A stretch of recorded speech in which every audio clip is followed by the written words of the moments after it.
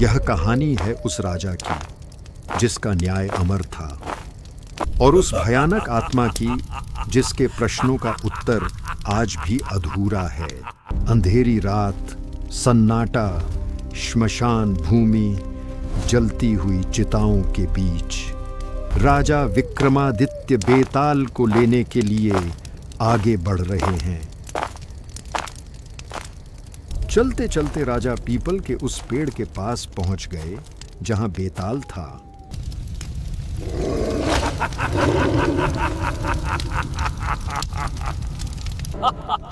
तू फिर आ गया राजा, मुझे लेने के लिए इस शमशान में।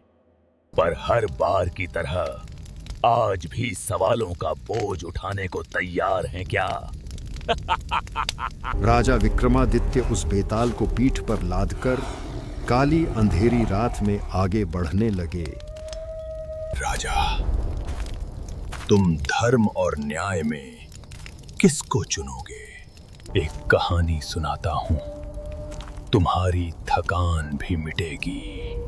एक राज्य था सुवर्णपुर, शांत, समृद्ध, धन रत्न से परिपूर्ण, हर तरफ खुशहाली ही खुशहाली, पर अंदर ही अंदर टूटता हुआ।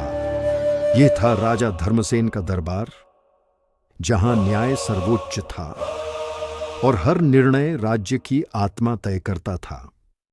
अनन्या उस राज्य की राजकुमारी थी, दिखने में इतनी सुंदर कि जो भी उसे देखता उस पर मोहित हो जाता।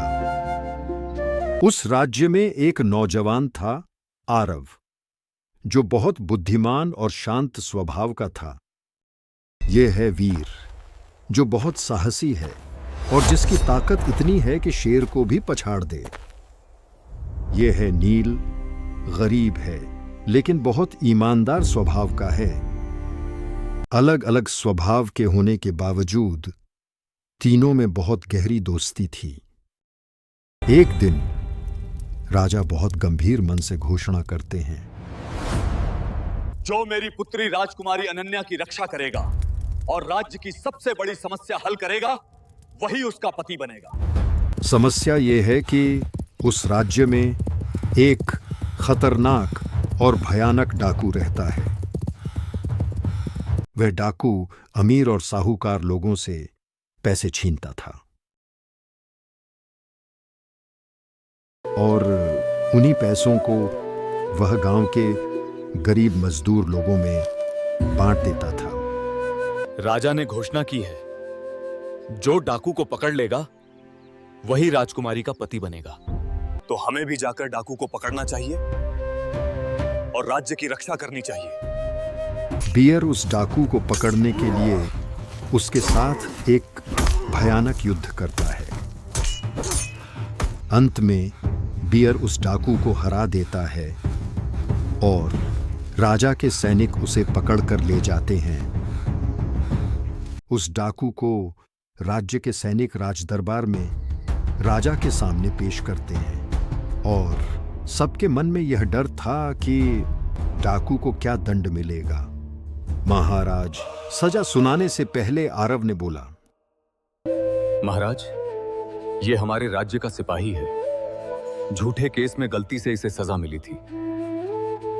हाँ महाराज, बहुत से गरीब लोगों ने बताया है कि इसी ने उन्हें भूख से बचाया है। फिर राजा कुछ देर तक सोचते रहे और उसके बाद डाकू को सजा सुनाने लगे।